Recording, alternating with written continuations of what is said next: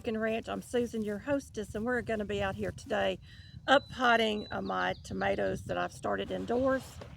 And here they are, folks. They are drenched in water. I drenched them last night because I knew that it was so pretty out today. I wanted to get them outside, get them started hardening up. I'll be bringing them inside at night until the temperatures get above 60, and then they can stay outside from that point on. But I have Roma, heirloom pink tomatoes, Cherokee purple, Amish paste, and the mortgage lifter beefsteak tomatoes already growing. Now I started them first in January. I had to restart the most of them on February the 23rd. So the one that is really tall is from January. The rest of them are from February. And I have got several tools out here. I'm using the Jiffy Natural Organic potting mixture. I probably don't have enough here to pot all of these, but I'm going to try to get as many of them done as I possibly can. And I've got some party cups that I'm going to poke a hole in the bottom. I'm going to get them labeled. I did bring out some labels and a marker, a knife to punch holes in the bottom of my cups, and I've got extra trays to set them in once I have them all situated. So I've also got a pair of kitchen snips and a permanent marker. So I'm going to go with, I think, the Amish paste because I've got the tallest ones in that one first. And I also brought out some water. And I've got a diffuser spritzer thing that we picked up for 50 cents that I added some soap to the water so that I can spray them to keep the bugs from eating the leaves. So we're going to get started with this. I hope that you'll stick around while we do this. So what I do is I usually take 2 or 3 cups at a time, and I'm just going to stab a hole. Make sure it goes through all of them, and that will be for the water on the bottom. So they have a good root stock on them, and I've already put some soil in these, and I'm just going to drop them in there, and then we're going to fill it in with some soil on the top.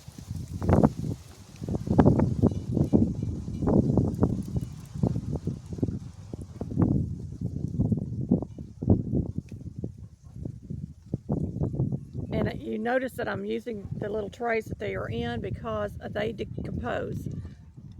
So that will be really good for it to continue to decompose with the plant.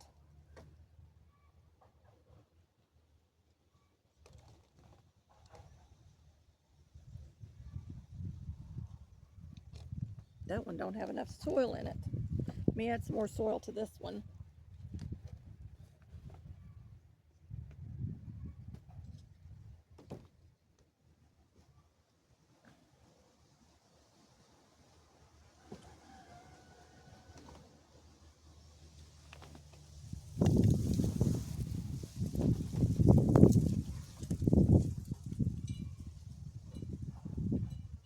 I got one more of the Amish paste to go. Let me change my angle just a bit. There you go.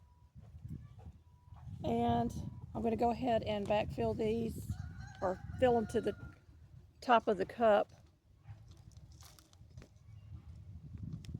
getting that medium down in there.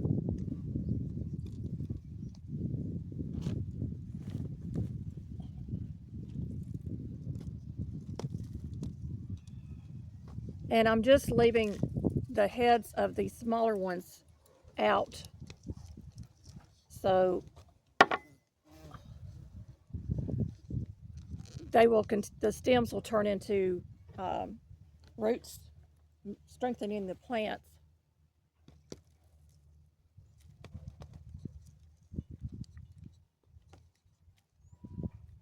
And of course, I'll have to adjust the soil after I add water to them.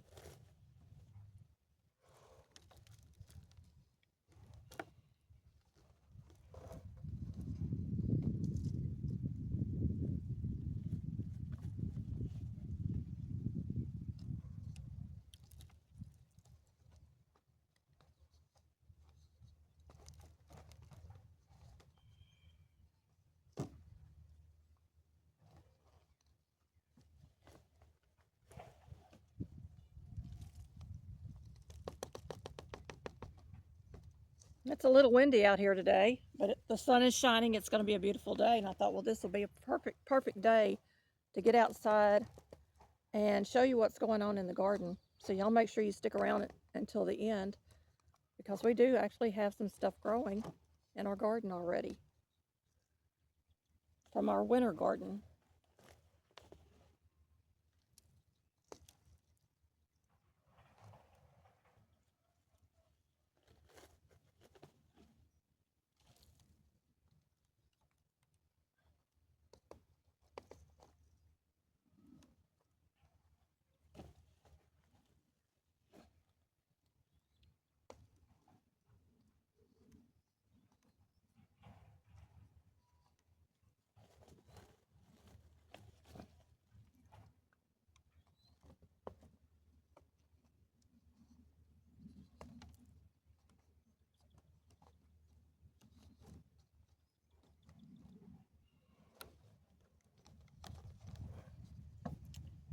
Okay, let's get these watered.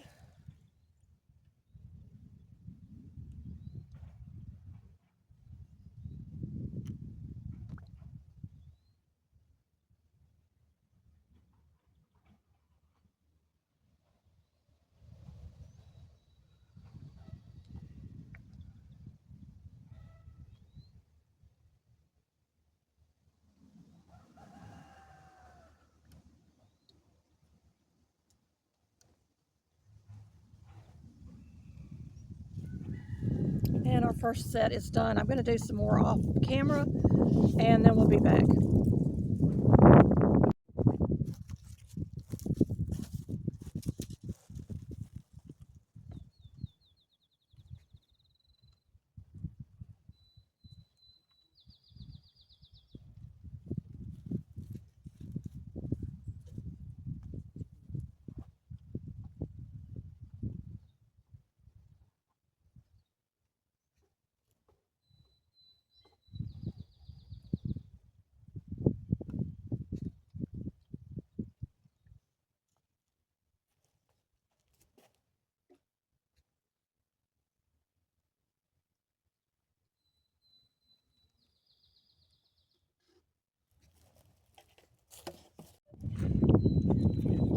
So I've got all my tomato starts in here. Most of them have already leafed out. There's a few that is only on 2 leaves, but most of them have leafed out. I'm expecting those to survive. And so I used 3 trays to hold approximately 50 plants. Now I did lose a few seed that didn't germinate the second time around, so we'll see what happens with this. But they look pretty healthy otherwise. They need the sunlight though, because their leaves are starting to turn yellow. And we're going to see how they do. It looks like we have a lot of grass growing in here, but we actually have garlic planted. Those are garlic scapes you see in that one. We have garlic and onions and potatoes over in these round bins, or these fire rigs that we turned into planters. So I'm going to show you. Got a lot of grass in there on top of that straw, which makes me think that they sold us hay instead of straw. I'll be taking the straw off this very, very shortly, because this has turmeric in there. Those are some of the irises, I believe.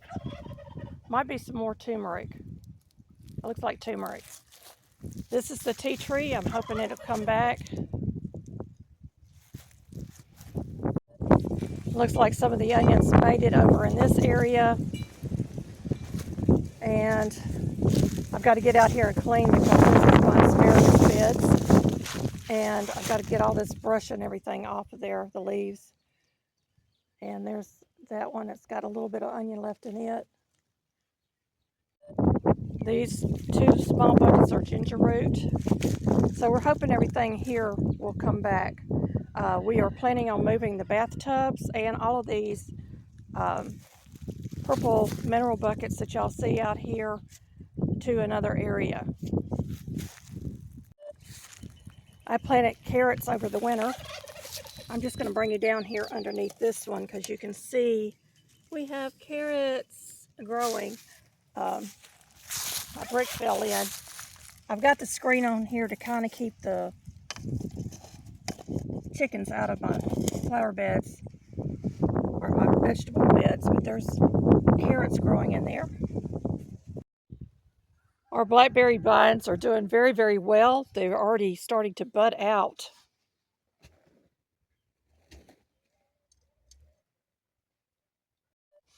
My husband's been out here tilling, trying to break up the ground a little bit. We're going to be planting flowers and different things out here for the bees mainly, but also because it draws in all the beneficial insects. So he's pretty much gone around the outer perimeter, it looks like, of our fence line there. And he's been working on this area out here. This is area that we have amended the soil a couple of years ago, and we've allowed our chickens to be in here. They're digging for worms, y'all. And it looks like it's a little bit richer, so we're going to try to grow some things over on this side of our yard. Maybe some potatoes, watermelon, cantaloupe, pumpkin probably would be good over in this field. So we're going to try that out. He's going to have to fence it off. So there's our big tiller. I'm going to walk back here. We've got one big anthill that hopefully has been killed off. But I wanted to show you this thing that he's putting on our fences, our fence posts. They're the wind turbines that they put on top of the houses to pull the heat off your house.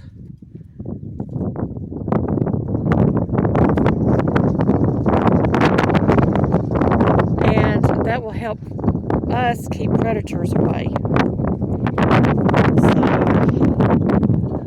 So we've got them in several places around the yard. One of our friends just had their house re-roofed and gave us all of those, so that was a freebie. This is the anthill that I think we have pretty much killed. He used diatomaceous earth on it. Let's go check out the other blackberries. These are younger than the one that I just showed you. The other one is 3 years old. This one has got growth at the very, very bottom. Let's see if I can get in closer. And yeah, we're going to have some, hopefully get some blackberries this year. Here is part of the Victory Garden area, and we're kind of contemplating, do we leave the plastic down? Do we take it up? Because we had a lot of grass grow over that, and I do have some garlic growing in this bed, but you can see that the chickens have figured out how to get over in here and have taken out a lot of soil. Looking for those worms. My husband's already got some cattle panel out here because we're going to do our tomato plants on the back half of the garden this year. And he's been plowing along the edges, trying to get it cleaned up and trying to get that grass back. We will be applying something to kill off some of the grass this year.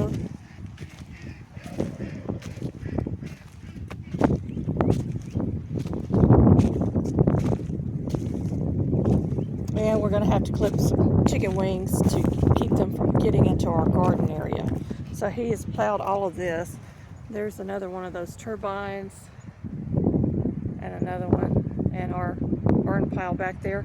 It's just too windy right now. He also took down our gate and he's put up cattle panel across here, mainly because we don't use this entrance into our property very often unless we have someone come in with a tractor to plow. So that was a good move on his part.